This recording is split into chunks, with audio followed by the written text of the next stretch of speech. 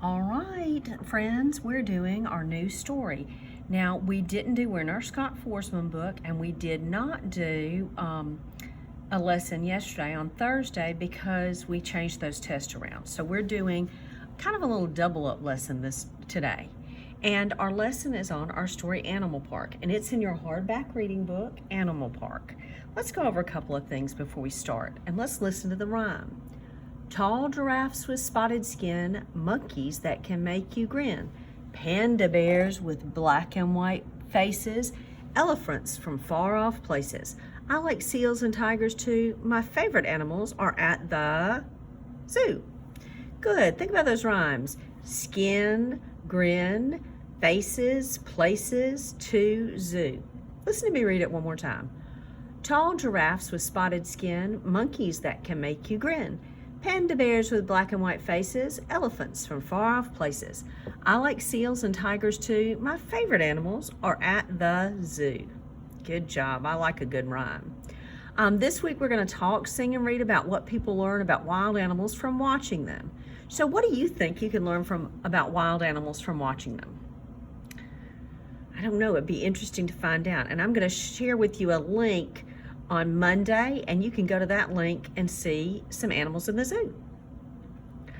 All right, it says Monday, but it's really Friday's lesson. It's just the way they do it. All right, this is the page in your book. It's page 146, 147 if you want to look at your book, but you don't have to. We're going to do this part together.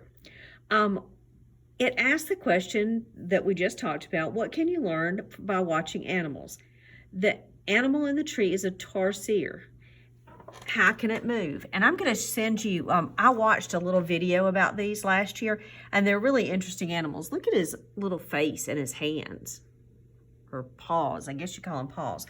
And we're going to do some research on this animal so you too can learn something about him, because he's kind of one we've not seen before. And we can learn how animals move. We can learn what they do all day. And we're going to learn some things about that particular animal. All right, let's do the sing with me.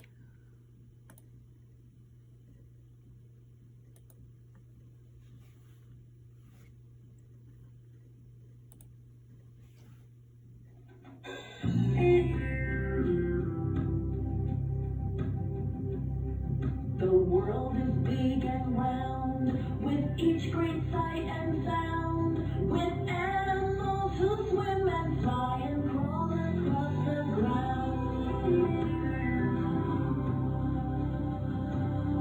Let's lend a helping hand to camels on the sand, to snakes and horses and scorpions. The desert life is grand.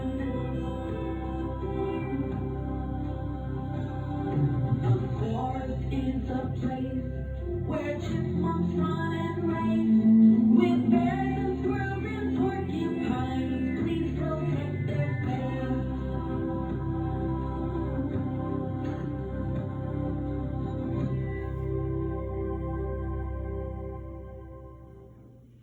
Good song, guys. Good song. I like the way they teach us a little bit about things we don't know. So that's an excellent song.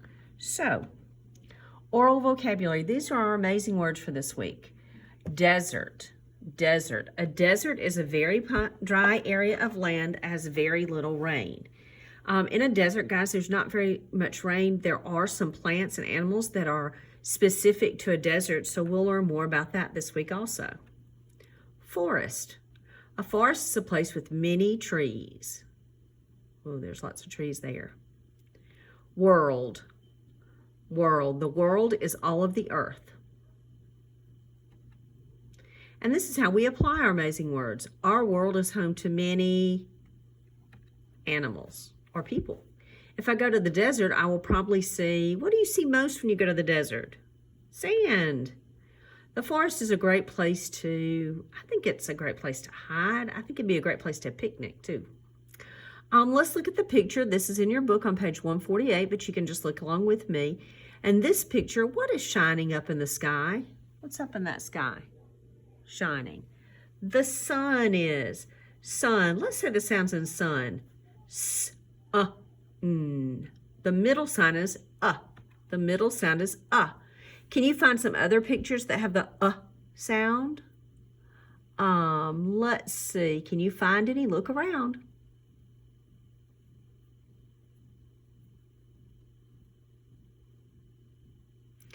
I see. It looks like they're having fun.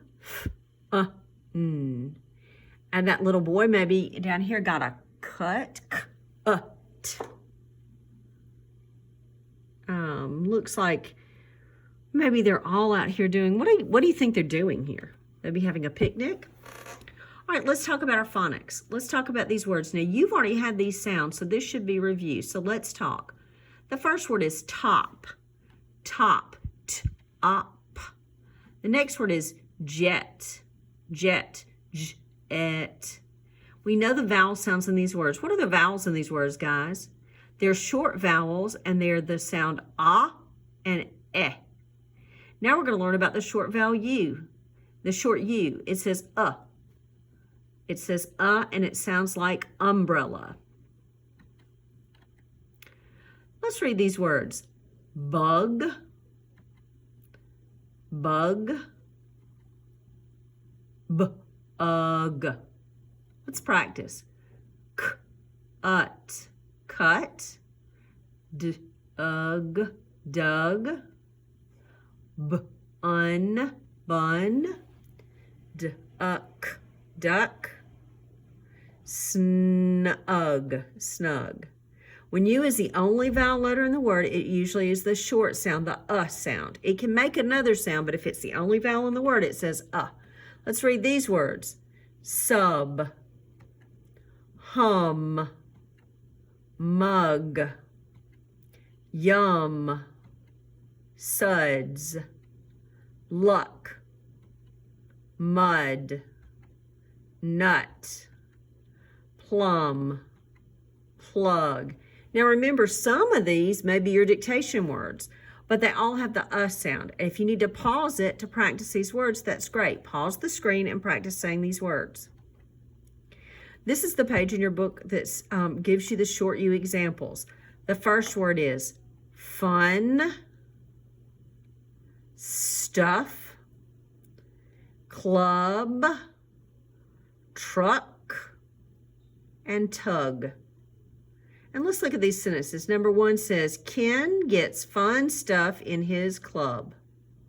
And number 2 says, my big truck can tug his little truck. Guys, you need to be able to read these words on this sentence, these words on this page and these sentences. So when you practice those words from the last page, when you go back and practice these words, you can do that at any time, and you can practice this word in your book. This is in your workbook, and I'll put this in the newsletter, what pages are for today, but this is page 201 in your workbook. And remember, it's the book that looks like this, your reading workbook. So you'll work this and have your parent teacher check it. All right, let's go over our high frequency words for today, or for this story. Home, many, them, into. Fred has many rugs at home. Tuck them into bed. Guys, do you have to learn how to say, can you sound these words out? No, they're high frequency words. They're sight words. You just have to know them when you see them. So write these down, maybe put them on a piece of paper and put them on your refrigerator and practice them all week. And this is the other workbook page you'll do today. And it's fill in a blank with the words, the sight words. All right, I've got something for you to read, for me to read to you, and I want you to listen. So listen while I read you this story.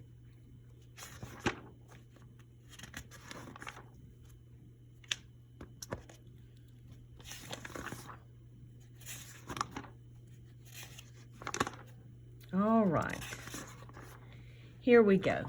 The name of the story is The Fox Family. And this is it, The Fox Family. Mom, Mom, Jake cried when he saw the red and white furry animal that sat on the grass. Look at that funny little dog in the backyard. Jake's mom moved to the window and looked out. Now there are 2 of them. One is small and one is big. Maybe one's the mother and one's the baby. Jake's mom said, those aren't dogs, Jake.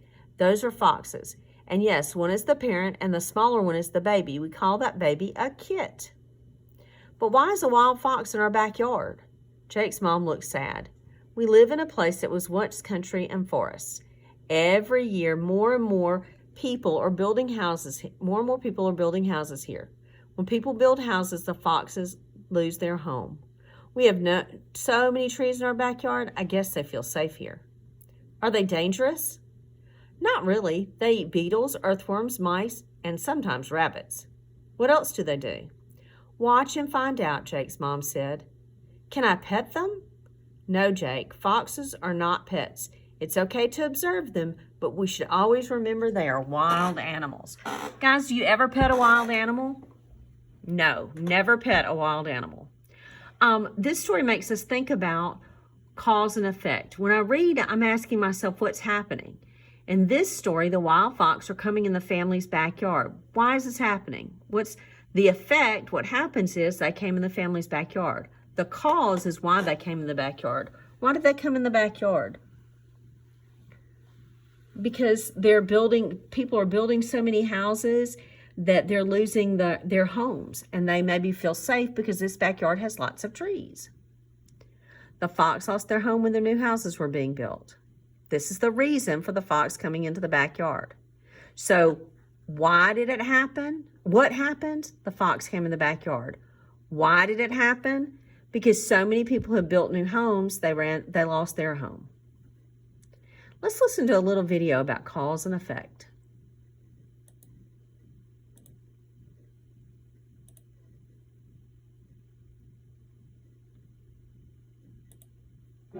Cause and effect. When you read, look for what happens and why it happens. This is cause and effect.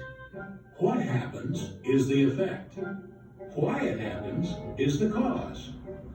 Kate is walking outside. Uh-oh, sounds like, oh no, Kate is getting all wet. So in this story, what happened to Kate?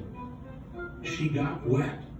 That is the effect. To find the cause, we ask, why? Why did Kate get all wet? Because it began to rain. That is the cause. It looks like cause and effect helped Kate learn something. Next time, I'm going to remember my umbrella. So next time, she's going to remember her umbrella. Good. That's that effect. Many things happen for a reason, and the reason why things happen is the cause. The thing that is made to happen is the effect. When you're a good reader, guys, you ask yourself what happened and why. That's really important the older you get. That helps you understand science and social studies, things that you're reading, and even just reading for pleasure, it makes it better. Authors use clue words like because, so, and since. And this is your workbook page on that. All right, we don't have spelling words. We have dictation sentences, and I'll send you a link to or a page for you to practice dictation words on that. Let's look at the daily fix-it. Jump onto a bus to go home. Something's wrong with that sentence. What's the first thing that is wrong? What's it got to have at the beginning? An uppercase letter, and it's misspelled. Jump onto a bus to go home. Let's look at this one. Many of them sit in sun. No uppercase at the beginning, and sun is misspelled. Let's check. Good. All right, in this story today, we had several sentences that are called exclamatory sentences.